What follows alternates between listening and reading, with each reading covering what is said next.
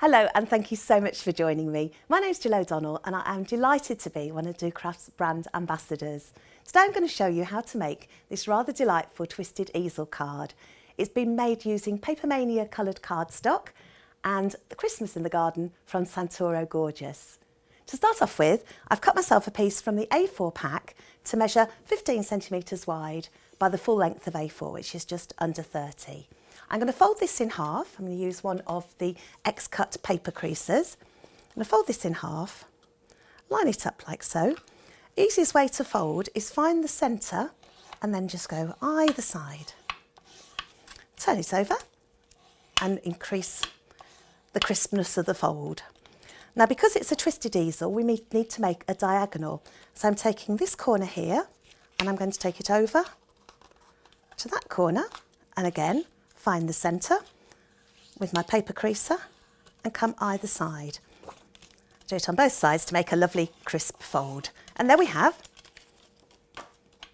our twisted easel card. Now to decorate this, as I mentioned before, I've used Christmas in the Garden from Santoro Gorjuss. This is the 6x6 paper pack. It comes in various sizes. The one I'm going to use for the card today is this beautiful green one. Now to attach this, I'm going to use my favourite glue for this, which is the Sailor 2-in-1 glue pen. So this is going to go on the back of my paper. Now the paper has been cut just slightly smaller than the card base, so I've cut it to about 14¼ centimetres. And this is going to go on the second half here, the flat bit, and create the card base. I'm just going to leave myself a little border around the outside. Use the paper creaser to get that to stick down well. Now to get the border around the triangular piece at the top can be quite tricky doing it as guesswork. So what I've done is I've cut the piece again to 14¼ and then I've cut it in half. So make sure you've got the triangle going the right way. Add some more of this Sailor 2-in-1 glue. So already that is the basis for our card.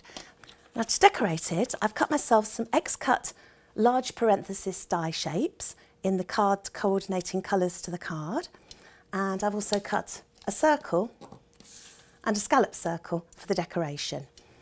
I've used some of the decoupage from the Ultimate pack, and this I know is going to go on this piece here, and you might find you need to trim it down a little bit so it does fit. So I've trimmed that down, and I'm just going to round the edges of it. This is the corner rounder here. Because the parenthesis has got rounded edges, it's nice to match it up with the rounded edges on there as well. And that is just going to go straight on to the parenthesis. And again, you can use double-sided pads or you can use your Sailor glue. And that's going to go just centrally on there. Now the decoupage itself, you can stick it double-sided pads between the layers. Find a point within the decoupage that you can match up on both pictures and simply press that down. And I have 2 little pads on the back there for her head. So there she is, looking stunning. I'm just going to pop 4 on here.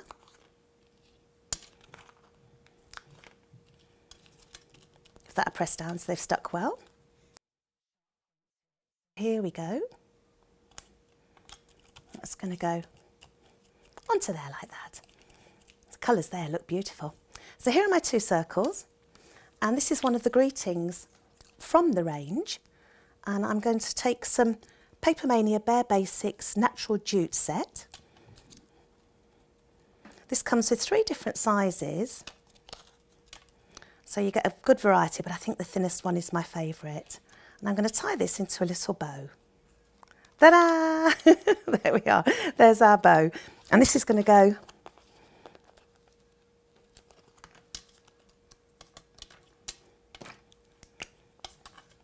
on here. These are our 2 circles we've cut out already. Nice to get the colour combinations working well. And then just lay that over so you've got a bit of the colour showing through as well. Now I'm going to line up the design here, and I want it to sit. You don't want to come over this edge, because if you do, you're going to find it's not going to stand up properly. So I think the easiest way to do it is work out roughly where you want to put it. And then I'm going to open up the whole card and make sure that it's straight, because sometimes it's more difficult to get it straight. And then once you're happy with it, bearing in mind half of it is going to be exposed, we're going to put some tape or some double-sided foam pads, which I've got here. So in the centre, not over the bottom, but as near to the bottom as you can get. And finally, one in the centre there.